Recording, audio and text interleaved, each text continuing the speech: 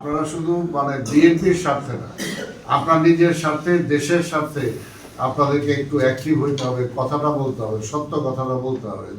এই মুহূর্তে মুখ লুকায় থাকলে কিন্তু দেশের ক্ষতি হয়ে যাবে, ক্ষতি হয়ে যাবে। আর দেখেন যে ট্রেনটা আজকে যারা চাচ্ছে, তারা কারা চাচ্ছে যে বিএনপিকে ঠেকাইতে, তারা বিএনপিকে ঠেকাইতে চায়, ওই শক্তিটা কারা? তারা কোনোভাবে এই দেশের জন্য কিন্তু কোনোভাবেই মানে ভালো কিছু বয়ে আনতে পারবে না। এইটাও আরেকটা ষড়যন্ত্র বা চক্রান্ত। এইটা থেকে বের করে আনতে হলে আমি মনে করি যে আপনার খালি বাড়ি ধরার ভোট না, আপনার সমাজে আপনাদের অবস্থান আছে, আপনাদের বিচরণ আছে, যেখানে যতটুকু আছে আপনার সেই কাজটুকু যদি অন্তত দেশের স্বার্থে বা নিজের স্বার্থে, আপনি তো এর পরবর্তীতে অন্য খোদা না করুক অন্য কিছু হইলে সম্মান নিয়ে থাকতে পারবেন, সম্মান নিয়ে নিজের অবস্থান নিয়ে নিজেরাই থাকতে পারবে না, এরকম একটা অবস্থা হয়ে যাবে। তখন যারা ডিকটেট করবে, আর অন্তত বিএনপি হইলে। আর আরেকটা আপনাদের, আমি তো মনে করি যে তারেক রহমান সৌভাগ্যবান না আপনারা সৌভাগ্যবান, আমি জানি না,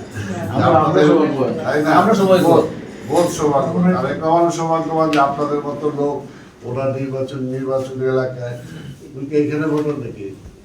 আমি মনে করি আপনারাও সৌভাগ্যবান, যিনি যদি যে দল জয়লাভ করলে আগামী দিনে প্রধানমন্ত্রী হবে, এবং প্রধানমন্ত্রী হলে নিশ্চয়ই তার অ্যাটাচমেন্ট আছে, জন্মের পর থেকে অ্যাটাচমেন্ট, তার ফ্যামিলি, তার বাবা মা সবকিছু এখানে হারাইছে,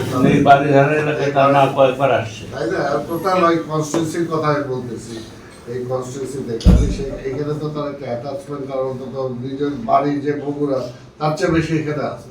এখানে আমি বিশ্বাস করি। আর আরেকটা যেটা, উনি নির্বাচিত হলে আপনারা তাকে যেভাবে পাবেন, আর আরেকটা এটা সত্যি কথা যেটা দুই একজন বলছেন, তারেক রহমান কিন্তু আগে তারেক রহমান নাই, তার যে পরিবর্তন, এবং এটা স্বাভাবিক, এবং তার মা তার বাবার একটা কিছু না কিছু তো সে পাইছে অবশ্যই, তাই না? একটা জায়গায় বাংলাদেশে এই ধরনের ফ্যামিলি কয়টা আছে যে বাবা প্রেসিডেন্ট ছিল, মা তিনবার প্রধানমন্ত্রী ছিল, এবং তার ছেলে আজকে going to be prime minister. এই যে এরকম এটা তো স্বাভাবিক উত্তরাধিকার সূত্রে সেই ব্লাডটা তো সে পাইছে, এবং ব্লাডটা পাওয়া যায়। অন্তত জিয়া রহমান সাহেব তো সবচেয়ে দুঃসময় বাংলাদেশের ক্ষমতায় আসছে, এবং সেই দুঃসময়টা কিন্তু তিনি কিভাবে পার করছেন এটা কিন্তু তার মাথায় আছে।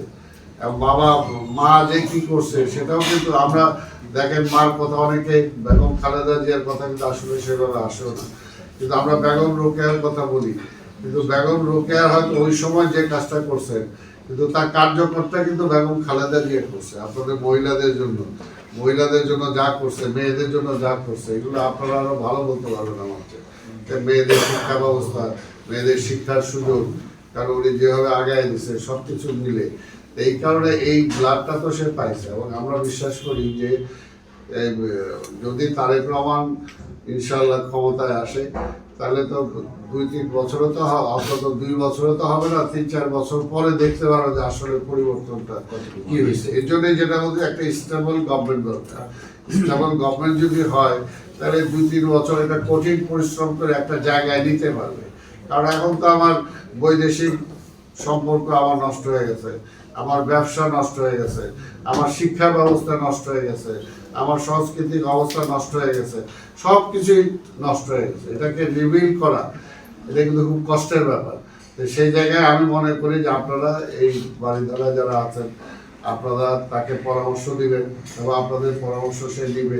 আর মতিন ভাই আপনি এটা করেন, আমি যেটা বললাম ওইগুলো বলে আসছিলাম, যদি ইমিডিয়েটলি পারে সেটা ভালো হয়। অন্তত 4টা সোসাইটি মিলে আপনারা যদি 150-200 যতগুলো লোক হোক, সব তো আমরা এই মুহূর্তে করতে পারবো। আর যদি বড় জায়গায় করতে পারেন, বড় জায়গায় করেন, সবাইকে নিয়ে আমরা করবো, উনি সেখানে যাবেন।